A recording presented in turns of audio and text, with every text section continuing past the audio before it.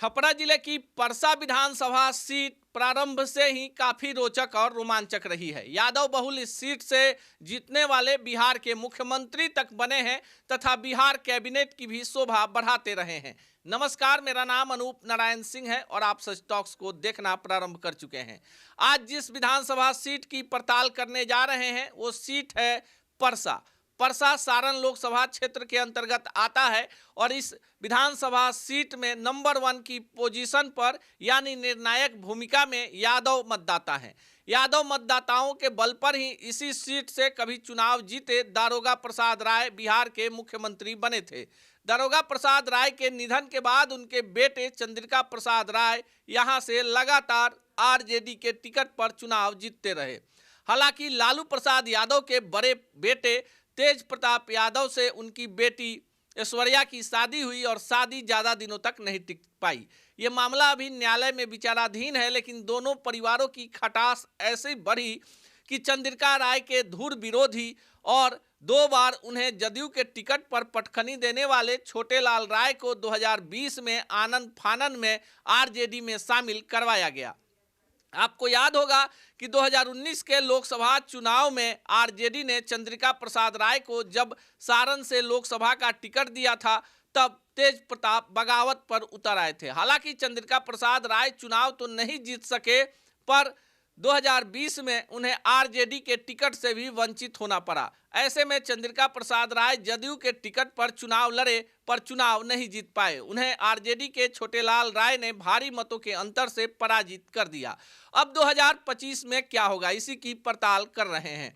2024 में हुए लोकसभा चुनाव में सारण लोकसभा क्षेत्र के अंतर्गत आने वाले यादव बहुल सोनपुर और परसा में लालू प्रसाद यादव की बिटिया रोहिणी आचार्य लीड करने में सफल रही। हालांकि बाकी के 4 विधानसभा सीटों पर उनको हार का सामना करना पड़ा और मामूली मतों के अंतर से लोकसभा का चुनाव हार गई। आरजेडी ने पहले ही घोषणा कर दिया था कि जिस विधानसभा क्षेत्र से उसके प्रत्याशी जीतेंगे वहां के वर्तमान विधायक का टिकट नहीं कटेगा। इस प्रकार यहां से छोटे लाल राय का सिंबल फाइनल है।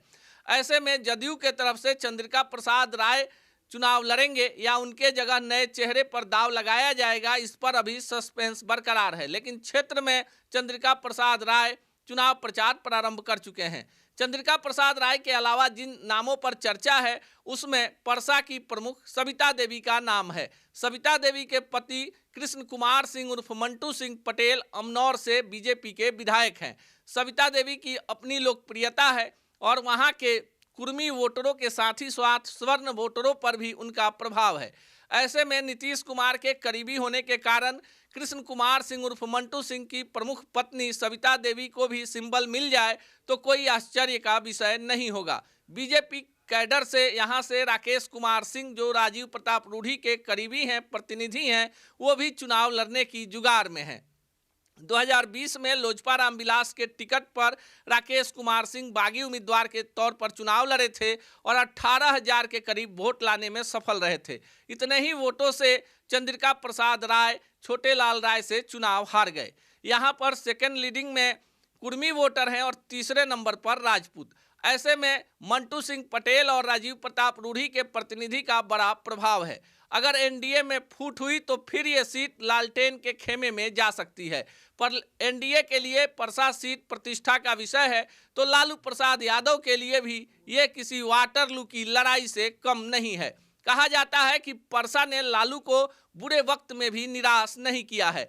परसा विधानसभा क्षेत्र में ही लालू प्रसाद यादव ने बेला रेल पहिया कारखाना खोलकर ये बड़ा संदेश दिया कि जिस क्षेत्र के यादवों ने उन्हें बुरे वक्त में साथ दिया है वहां के लिए विकास की धारा अलग होगी।